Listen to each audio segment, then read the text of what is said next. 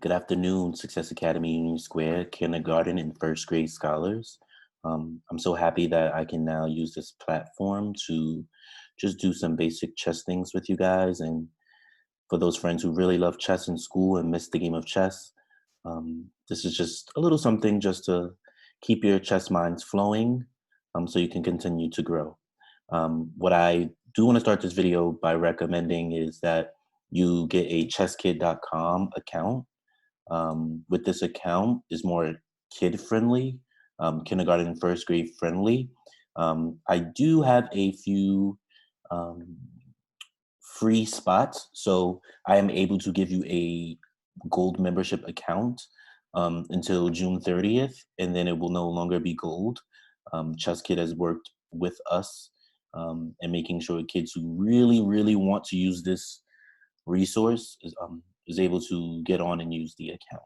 So feel free to let me know. Today, I originally wanted to do a piece refresher and just make sure all kindergarten friends and maybe some first grade friends who need a little bit of extra love remember how those pieces move. But I think if you really are invested in these videos, leechess.org or ChessKid, either website you can go to and basically learn about the pieces, as these are the first few lessons. So you can go and meet the pieces. So I just want to jump a little bit ahead at this point. Um, Kindergarten, we did stop kind of just starting on the night. So refreshing on the night will probably be in your best interest.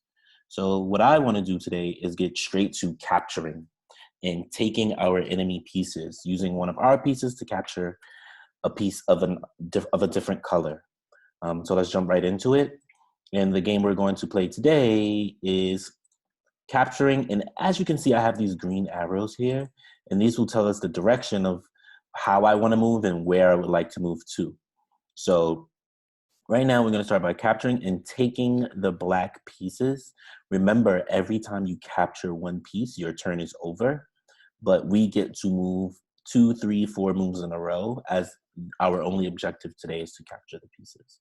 So one good way to test your brain is, as you capture the pieces, say out loud which direction you moved the piece in. So for example, I know I'm going to move my rook 1, 2, 3, 4 spaces forward, 4 squares forward to capture this pawn on C7. Remember, I look down for my letter, across for my number, and then I'm going to move sideways to capture the pawn on F7. Amazing. So I'm going to make this a little bit complicated right away. Our job right now is to take the black pieces, but we should not lose ours. For example, right now it's white to move, and my queen here on F4 can capture 2 pieces. I can move forward and capture this pawn, or I can move diagonally and capture this rook. Now, you have to think, if I do this move, my opponent can make which move? If I capture a piece, I can promise you, your opponent will be looking to capture your piece back. For example, if I capture this pawn on F7, do we see a piece that can move side to side, sideways, and capture my queen back? I agree. If queen takes F7, then the rook will capture back. So that's why this puzzle failed. However, if I were to move diagonally and capture this rook, pawns, they capture diagonally and they move forward. So there is no way for this pawn to capture this rook back.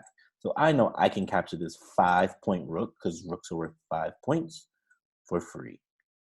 Then on my next turn, I know that there's nothing protecting this pawn, so I'm going to attack and capture this pawn.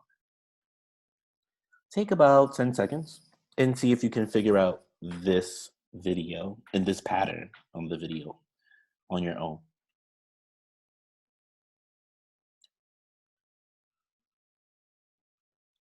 Right, so right away, you should be able to identify that the bishops move diagonally.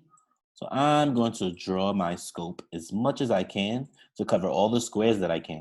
I can instantly see that I'm able to capture this black pawn on F5 and this black rook on B5. Now, let's think about the consequences for our captures. If I am to capture this pawn on f5, does black have a way to capture my bishop back if it is on the square f5? Oh, you see two ways. Can you tell me one? I agree. The rook on f7 can move down or backwards. That's how we talk about it in kindergarten, and capture this pawn on f5.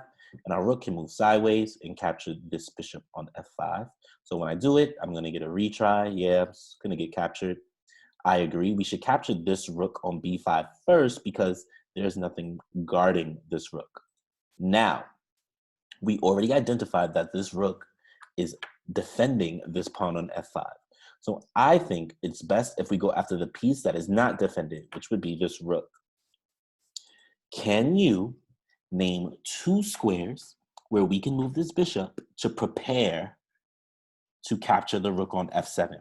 In other words, where can I move this bishop to attack the rook safely? I agree. We can move to the square c4. If I move to c4, I am totally putting this rook in danger. Kiss your brain if you came up with that answer. So smart.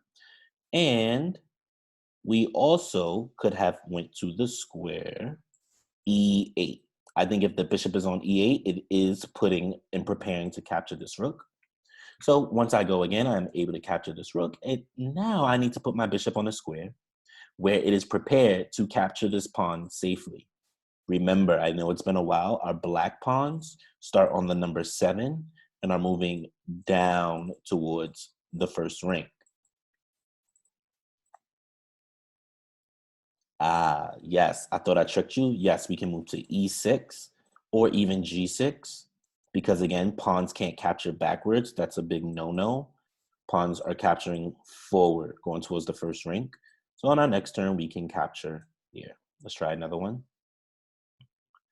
Now, it says our job is to take or capture the black pieces, but we cannot lose our queen. It's very important that we save our queen.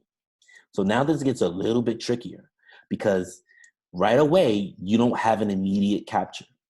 If you capture this pawn on g5, can anybody tell me why you think this is not a safe move? I agree with you that simply this f pawn can capture diagonally and capture your queen on g5. So the best way to identify this problem is to find which piece is currently not protected by another piece. I agree. I think that this knight protects this pawn, the bishop protects this knight, and this pawn protects this pawn on g5. So we must go after this f7 bishop. We must come up with a safe path to get to the bishop in, let's say, 3 moves. I agree. We can move over sideways to b3. We can go forward to b7. And now we are prepared to capture this bishop on f7. What can we capture next without being captured back? Yes, the bishop was defending the knight, so now the knight is free to capture. What can we capture next? Tricked you. Remember, f5 is protecting f6, is defending g5, so we must get next to this pawn on f6. How can we do that? I see a lot of ways. Yeah, so many ways. I could go to f3, I could go to d4, I could go to e6, d6, c6, f7. I could go to all these cool squares. I can even go to d8 here and put some pressure on this pawn in so many ways. I'm going to choose d8 and move forward and capture once and then twice diagonally. Let's try this last one here. Capturing pieces. Remember, we want to take the black pieces and we don't want to lose ours.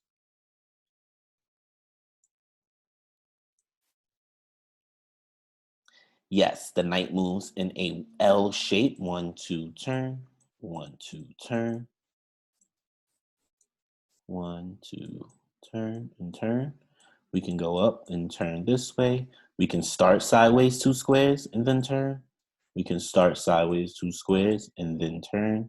So right now, there's no way for us to get to one of these black pieces in just one turn. So again, we must use our same strategy. This pawn is protected by the queen.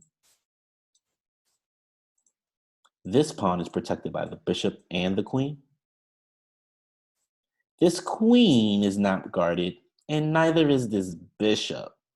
So let's see if we can move in an L shape and get to a square where we can safely attack this queen.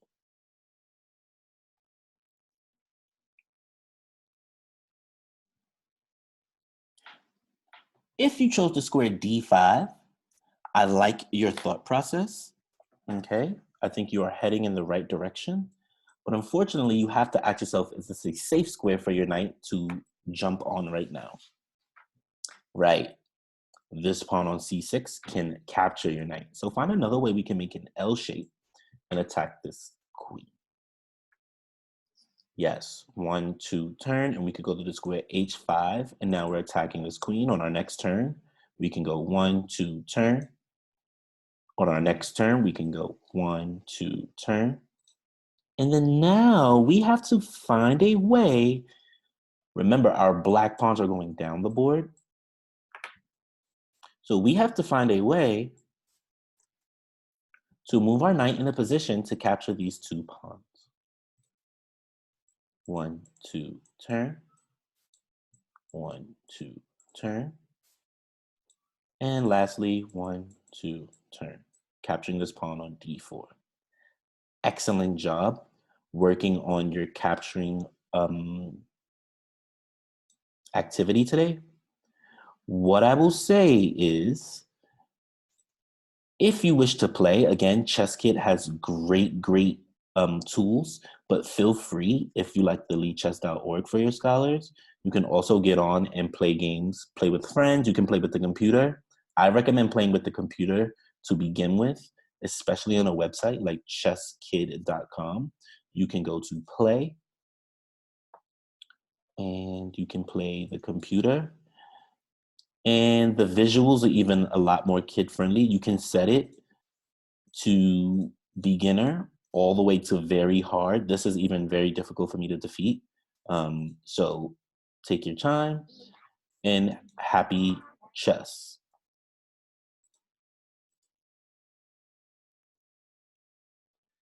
If you have any feedback with these videos today, please leave them in the comments section below, or feel free to email me so I can improve and help you make these videos just more efficient for you. Thank you.